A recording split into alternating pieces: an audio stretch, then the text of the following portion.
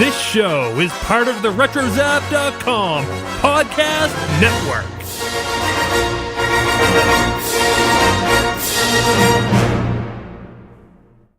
And welcome, everybody, to a special episode of the Animaniacs.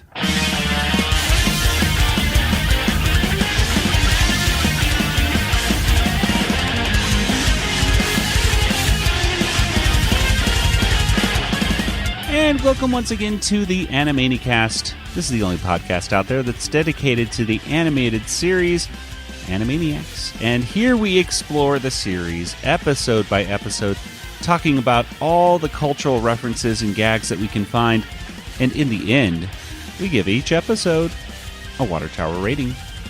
I am Joey, and joining me once again, not in California today, but right next to me is my brother, Nathan. Take two nurses and call me in the morning.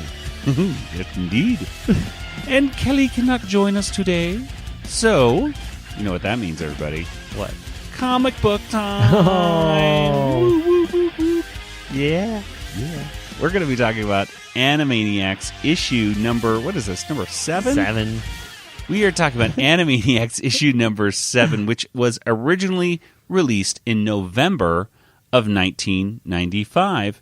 And, this is a very interesting comic book.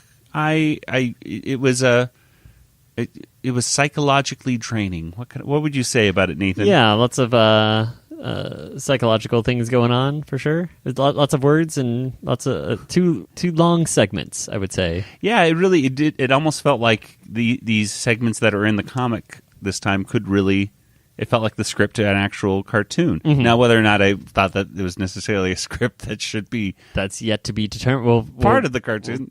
We'll go over that by the end of the episode. Oh, yeah, we'll see. Yeah, because I'm sure the people of Warner Brothers... they're listening. They're just all looking through the comic books for ideas for the reboot, right? Of course. It's easy, easy ideas. You just pay royalties or whatever. I don't know what... That's for the lawyers to figure out. Not for us. Speaking of which, Warner Brothers lawyers, thank you for not shutting us down. Oh, man. Yet.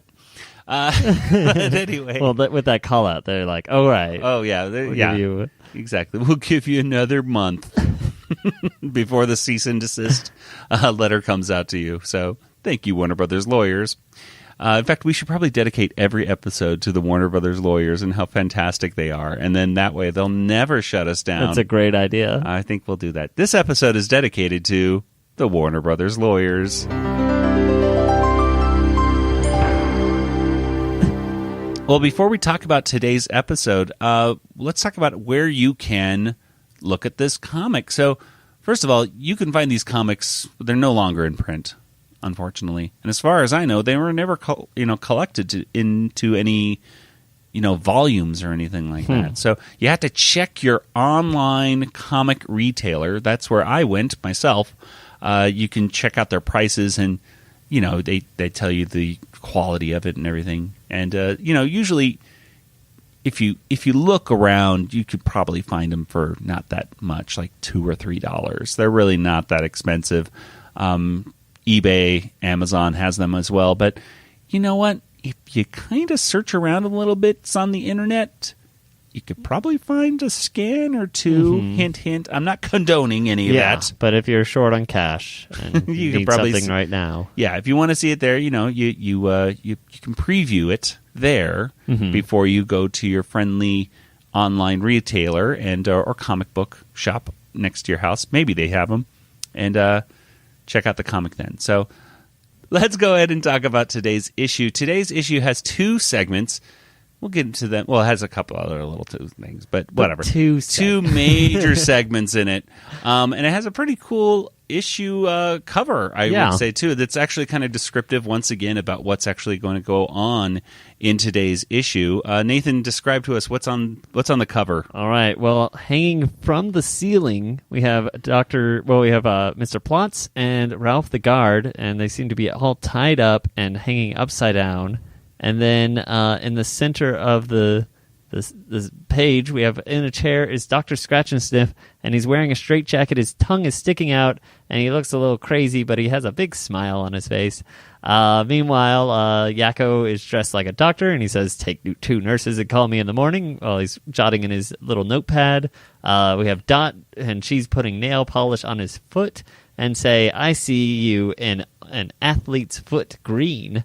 And then Wacko is hanging upside down over Dr. Scratch's shoulder and saying, "Babu, I could see all the nose hairs up your nose," or something like that. It's upside down, so it's hard to read. He says, "I can see all the way up your nose." There it is. And he's peeking upside down into his nose, and his text bubble's upside down. Yeah, we all know that if you stand on your head, your words are upside down. Mm-hmm. So therefore, it makes sense. Yeah, it's a very colorful picture too. So lots of blues and reds and greens. Well, from this cover, you could think like, oh, okay, this is just, it could be associated with the comic, but I honestly didn't think anything of it. I didn't think this was essentially what was going to happen in this very comic.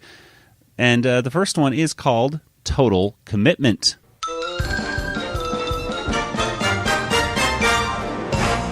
And Total Commitment was written by Bobby J.G. Weiss. Pencil and inks were done by Neil Sternecki.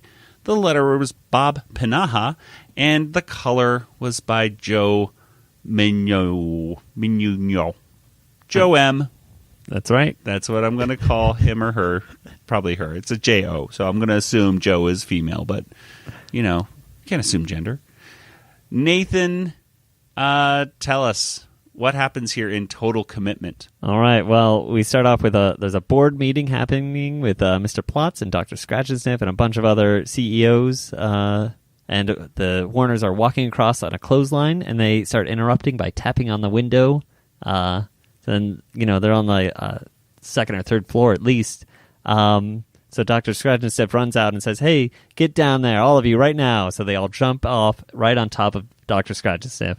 And let's talk about one of the funny jokes right there when he says, "Hey, you kidsies up there, you're interrupting a board meeting." And they say, "You're right. This is the most bored meeting I've ever seen. You should thank us for interrupting it." It's pretty good. It's pretty funny. Anyway, they jump on top of him. And, he gets hurt or whatever. They run inside, and they open the door, and all the other CEOs say, "Oh, that's free. The door's open." And they all run out because the Warners are, like, eating the table, and some people are running out jumping out the window, and basically the Warners are causing a muck. So everyone runs out, and then Mr. Plot says, "Hey, you got to fix those Warners, Dr. Scratchansniff. They're crazy." And he's like, "They are crazy," and then he starts going crazy. Like really crazy. Yeah, he starts he turns into a gorilla, kind of like he does in the first episode. Yeah. You're acting like a monkey. It's a nice little drawing there. And he starts throwing things, and then he ends up getting thrown into a straitjacket and getting hauled off to the loony bin. And the Warners are very sad. There's a nice frame. There's no text, just them sad eyes. That's a good frame of them with big puppy dog eyes looking at Dr. Scratchansniff as he gets being taken off to the Bates Institute, which I'm assuming that's where Norman Bates ended up, perhaps. Sure. Now, before we move on to the next part of the story, they're writing "Man Forever" on the what are the Warners writing right there? Man Forever. Man Forever, and they're drawing something. What does that mean? I don't understand the joke, what's going on. The artist thought it was funny, apparently. I certainly don't get the joke.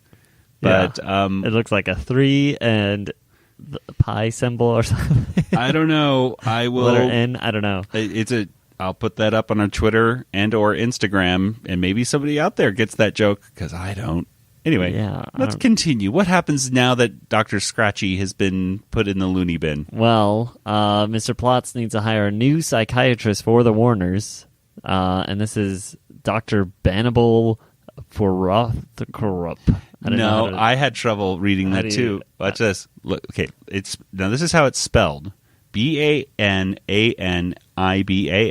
and then the last name is Phrewtkupp.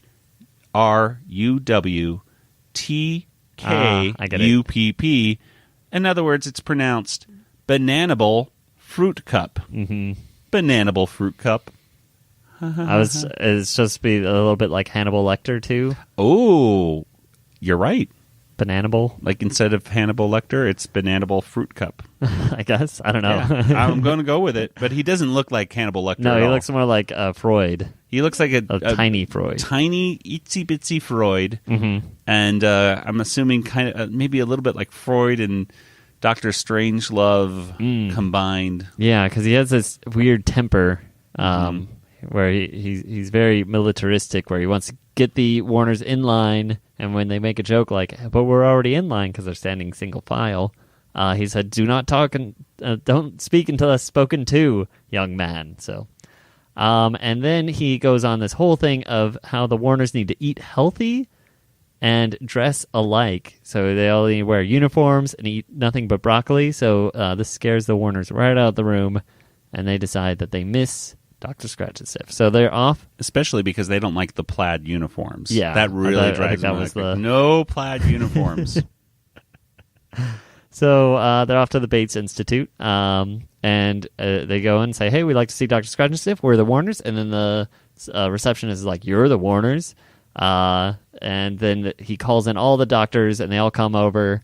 And they're like, we need to examine you. Yeah. So then they have this whole thing. I'm like, I had no idea that this was where the story was going at this point. All of a sudden they get committed as well. They say to them, oh, you're the Warners. The Warners? We've heard all about you. I'm relieved to see that you're finally seeking professional help. Which Yakko replies, I didn't know we had a professional problem. But I'm bummed. But yeah, they take him off. And then what happens? So yeah, well, I'm just saying, like, if I were to start from that first panel, I wouldn't have known. Like, they would never. You thought this would be a rescue mission, but then all of a sudden, I thought they would just be them, like, causing chaos to that board meeting. Yeah, that's true. Like, we're already way off. Like, whatever. So, anyways, so we have one of the doctors is asking them questions. Well, she first starts off saying, now then. And then there's this whole, 4 or 5 panels just about, that's such a weird expression to say, now then. Like, what is she, from the future? And then she's trying to say, now? And you can't say now in the present and then in the past. And it's like, are you in a weird time paradox? Yeah, she could be an alien trying to take over the world. Like a little Pinky in the Brain, a little reference. She goes, it's a figure of speech. That was one of 2 Pinky in the Brain references in this. Oh, that's true. I didn't know. Yeah, that's true. And then after she says it's a figure of speech, then a woman just appears, and I didn't understand what Yakko says. In fact, I could speech about this figure all day. Like I could speak about her, but speech about her. That's weird. Why didn't he just say speak? Because it's a figure of speech. Because you could speech about her all day. Or maybe say a speech about her. Maybe. He just wants to talk about her. Because she's in a bikini, and he's just grabbing her by the waist out of nowhere, and she didn't seem very happy about it either. She's just like, oh my. Well, Whatever. So then, of course, the doctor goes and slaps him on the wrist and says, shame on you, young man. So then he has shame on his wrist. So he starts going, get it off, get it off. Wacko grabs a bottle, puts it in, and he's like, I can't hold it much longer. Luckily... this was a weird joke. It's a bottle. I had to look at the panels a few times going, what's going on? Right. He bottles the shame. Yep. He has the shame in a bottle. Shame in a bottle. And then Dot takes out her box, and of course inside of it is her little pet. And it turns out really big. It's a 3-eyed, basically alligator kind of thing, and chomps down onto the bottle that Wacko's holding, and goes back into the box. And Yakko's like, "That was close." Wacko's lost his gloves though, so that's silly. And then Dot says, "Do you want to see my pet?" to the doctor, and she calls security.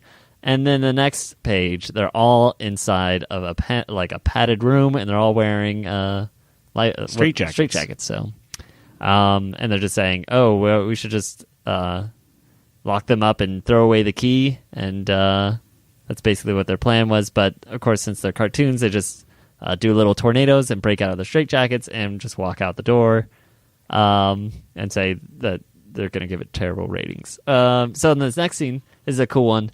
They're walking down. There's one where you get so many little cameos. I didn't even see these things. Yeah. This is cool. So one of them, it says, Boo C thinks he's the president, and I'm guessing that's Chicken Boo. Chicken Boo. That's on one side of the thing. And then the other side, there's a lab, and inside there's 2 little lab mice, and they look very reminiscent of Pinky and the Brain. Yeah, well, they are. Well, they don't have every little line drawn in on them. Okay, so well, they're in the background in the distance, so I couldn't think the artist could do one that. of them's holding a magnet. So. A stickler for detail. Nathan's like, I don't care if the artist is drawing them way in the background. Hey, I haven't seen every mouse. There may be mice that look similar to Pinky and the Brain. Okay.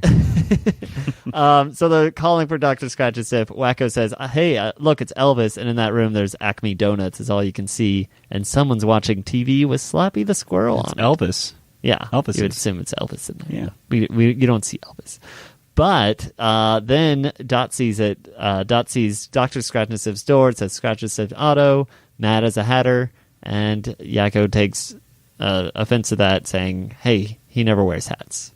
Anyways, they open the door, and Dr. Scratchansniff's playing with toys. One of them looks very much like Buster Bunny. Because it is Buster Bunny. There's a reason for that. Well, they break in, and of course, immediately Dr. Scratchansniff's screeching. Ooh, good expression right there on him saying "yeek" right there. That's a really good one. Lots of teeth. You see right Lots up of his teeth. nose. Oh yeah, it's a good one. It's a good angle on Dr. Scratchansniff's nose. You don't see it very well. Like, there you go. So he's freaking out. They give him a sedative, which is of course just a mallet to the head from Wacko.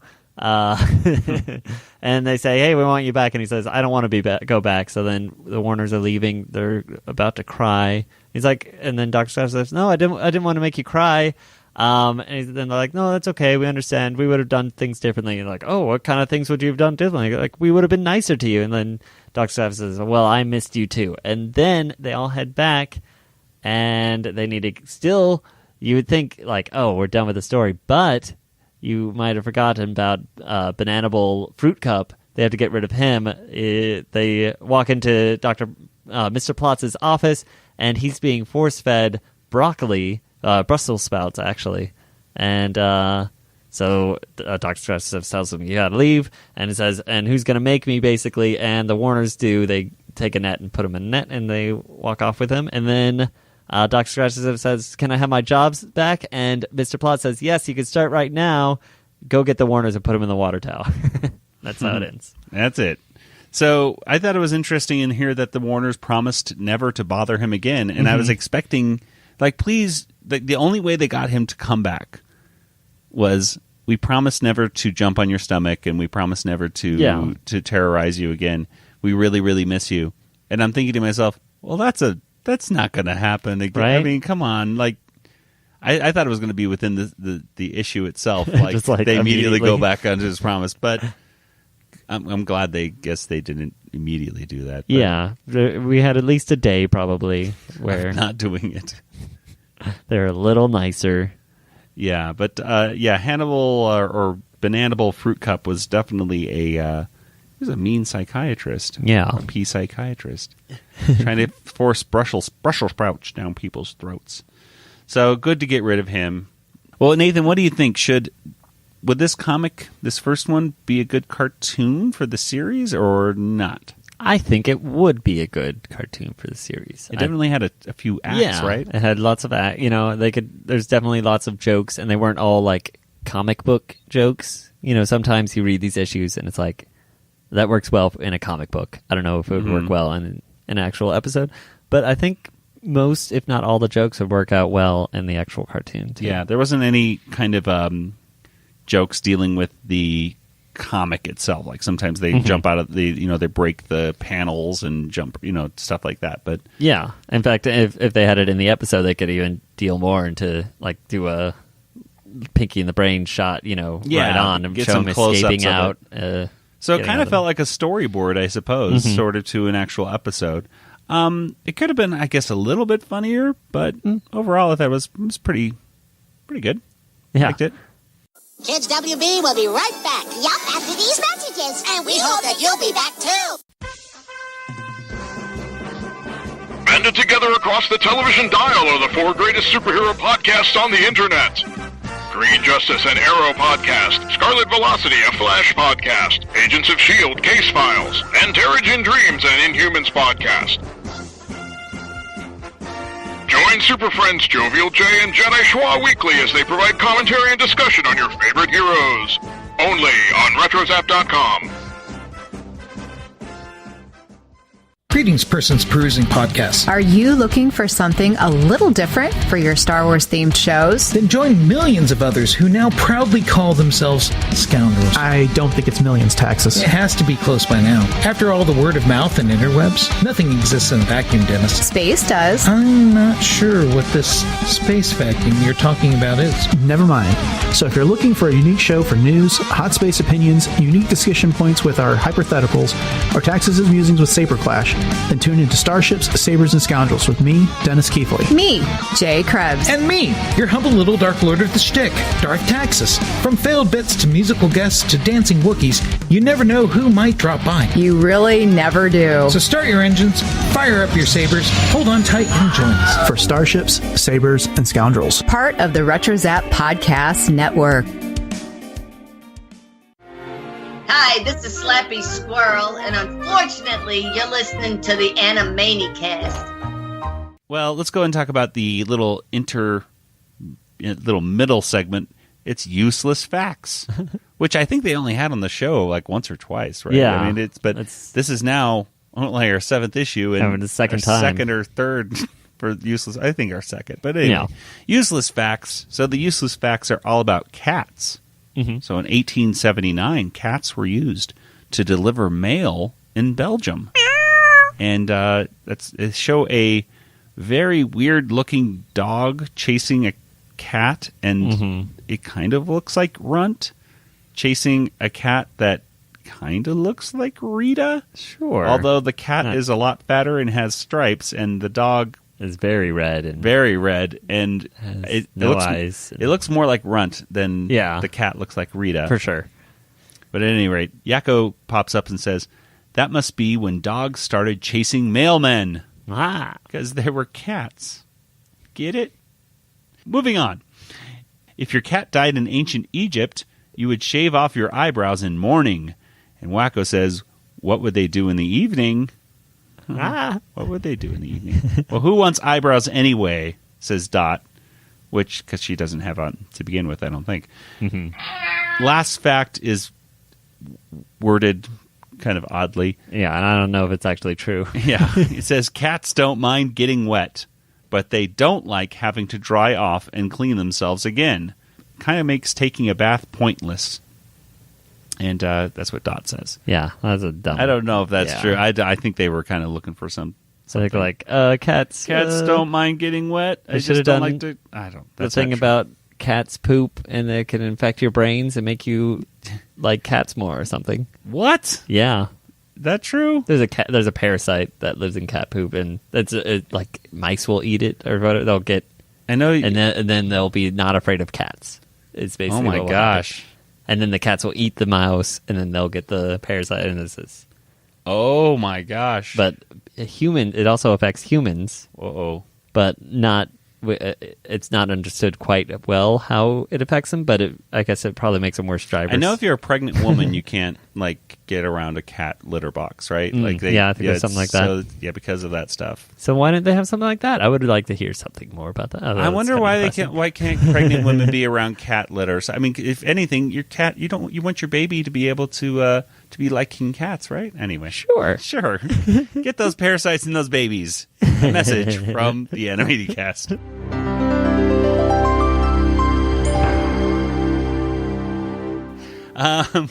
But anyway, Mr. Director, I presume, is our next segment or comic or whatever we're calling it. Let's talk about that.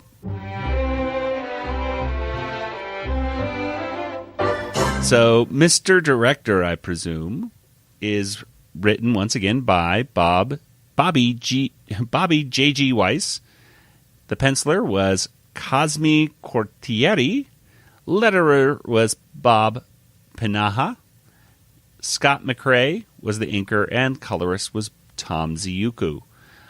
This is basically almost like a direct follow-up to one of the last times we saw Mr. Director. Not the last time we saw Mr. Director. No, not the last time, but Hearts of Twilight. Mm-hmm. It's like a sequel. It's like a sequel to Hearts of Twilight because Mr. Director has gone missing once again, and Dr. Scratchansniff and Mr. Plotz don't know where to find him, so they send the Warners off on an expedition to look for him.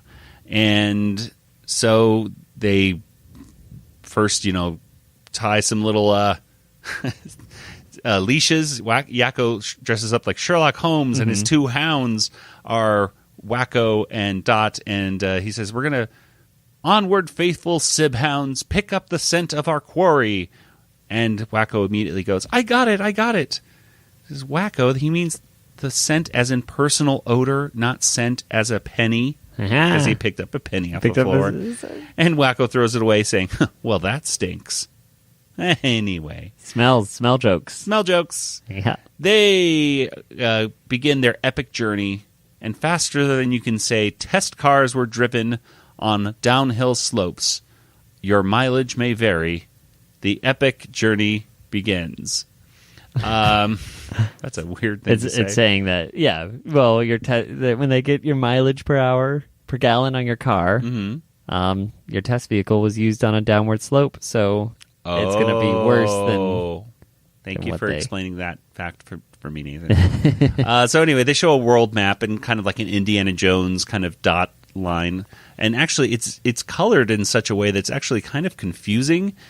Because the continents are a dark blue and the ocean is a light blue. Yeah, the blue is land. When I first looked at it, it was kind of messed up for me because I thought the continents were the ocean. You know what I mean? Yeah. I don't know. Maybe that was just me. They should have just picked different color for the continents. No, that's definitely true. It makes me think of Arrested Development. Because in the very first episode, Buster's looking at a map and he's like, the blue part is land. He must have been looking at this map. Well, they go off to France. Wacko says, hey, we've just followed our nose, Wacko's nose. Mm-hmm. And he says, there's a pointy thingy, a destination point.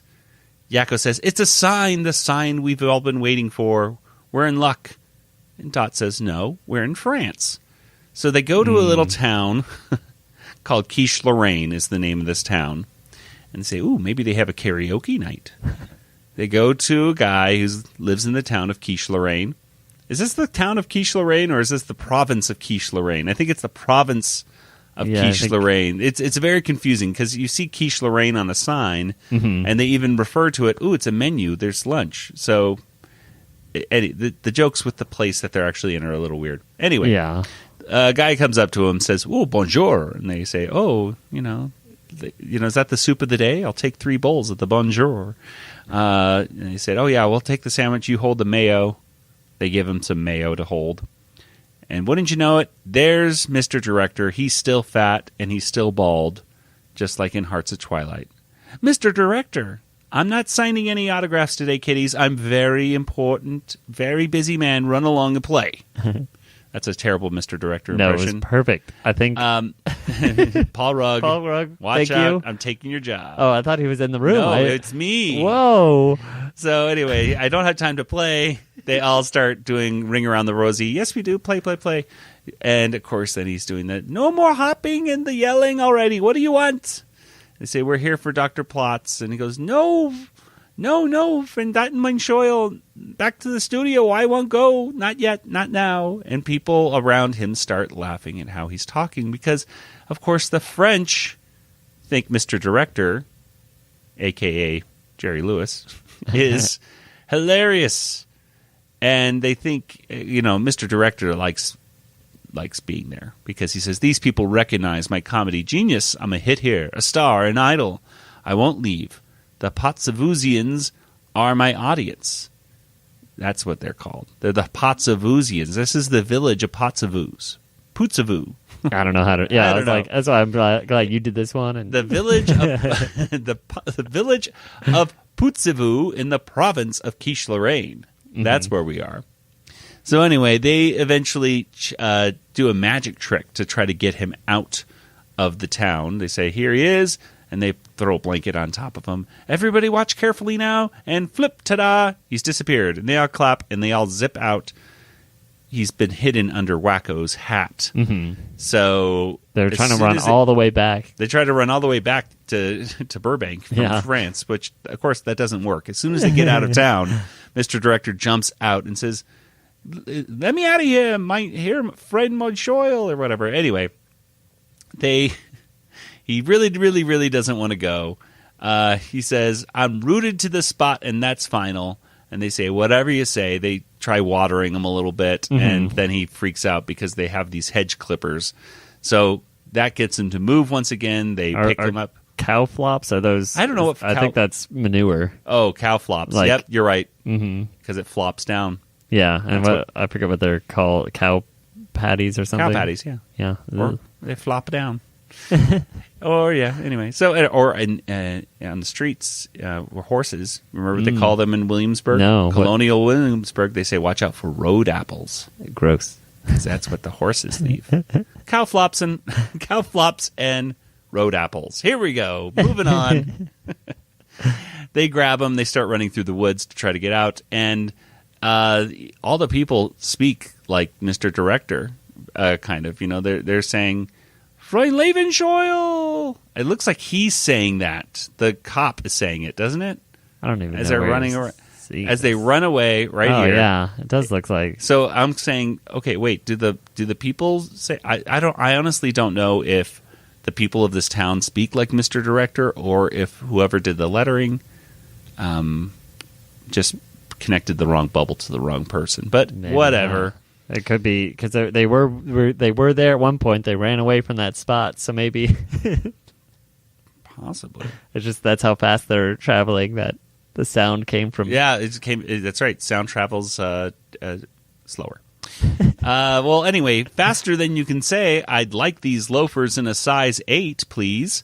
They're back at the Warner Brothers studio where this whole mess began. So they throw them in there, and Mr. Director says, "Oh, I'm so glad you're here, Mr. Director. Here are your tickets. You've got 10 minutes to go to the airport because the film festival in Putsavu." And, of course, the Warners are like, "Wait a second, that's just where we came from, and what?" They actually talk like Mr. Director. They go, "Where were we? You mean he, but he now?" And then they fall down.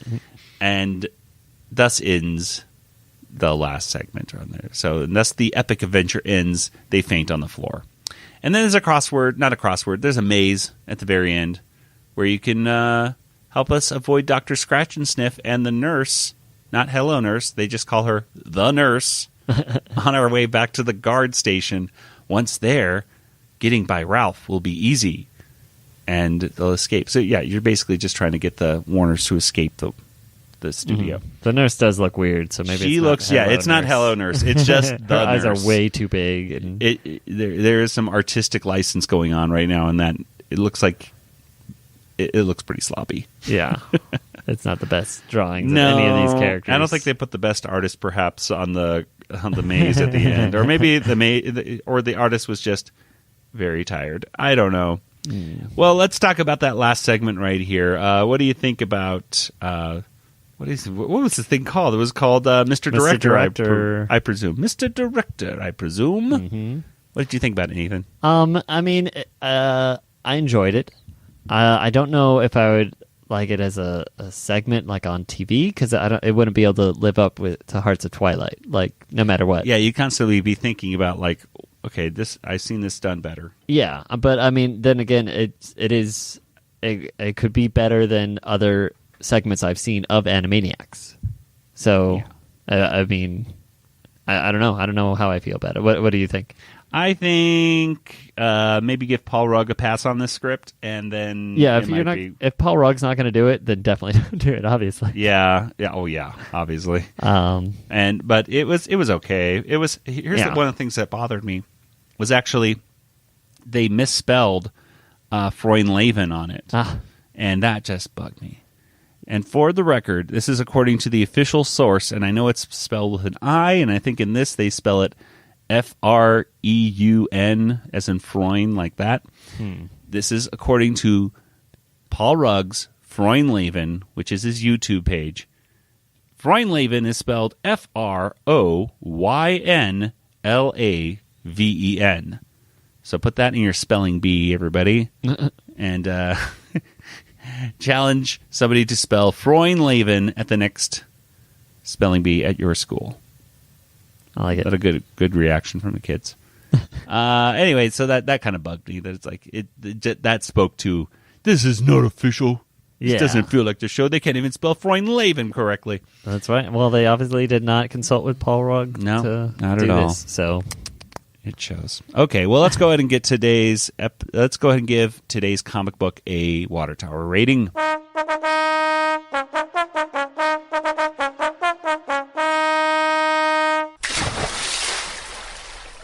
So what do you think, Nathan, out of 5 water towers? How many water towers would you give this comic? Issue number 7. This is so hard. I think I gave last week's like 5. I think. It was not last week's, but I think last comic. Yeah, I think it was higher. Yeah, we got it like really high. So I'm trying to think how this one compares to that one.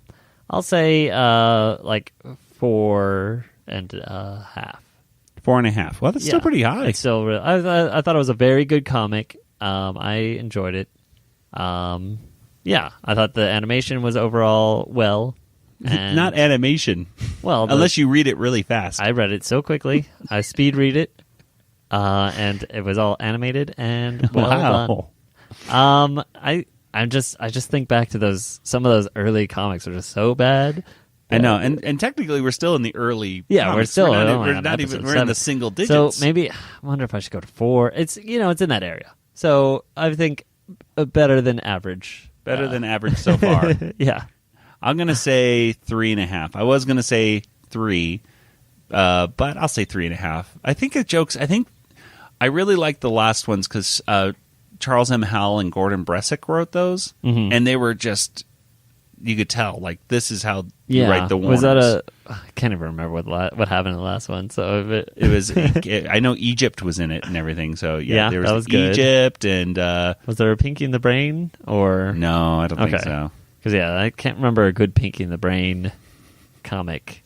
Well, we're supposed to remember things that we talk about on the show. It's recorded, so I can listen to it later, which I will not do. What? Okay. Anyway.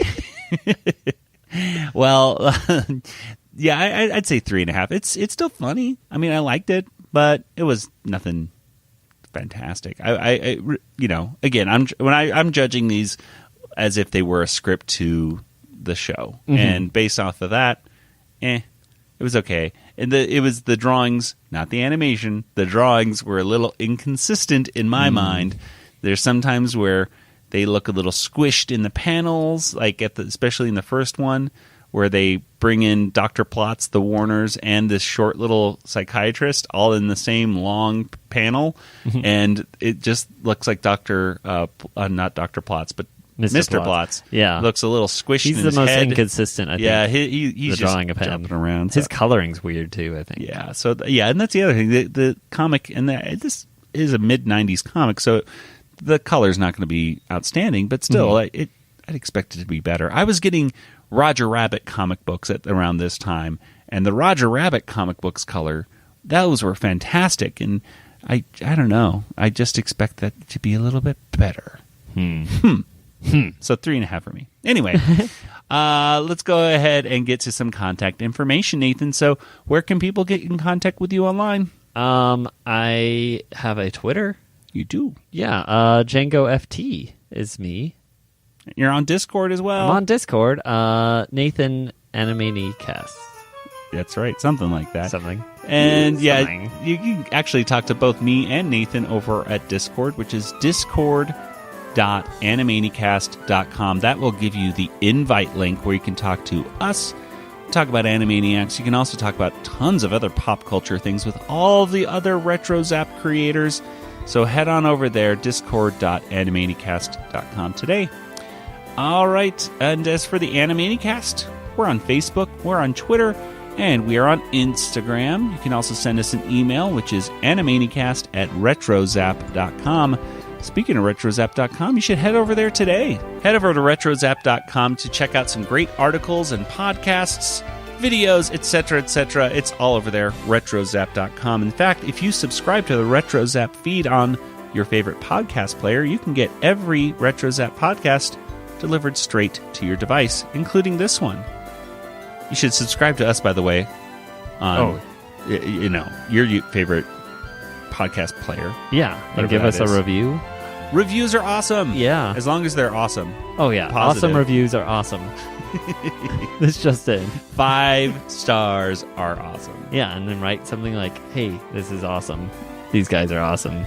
I like awesome things, and this is an awesome thing. And I'm awesome for listening to them, too. Be awesome. Like me.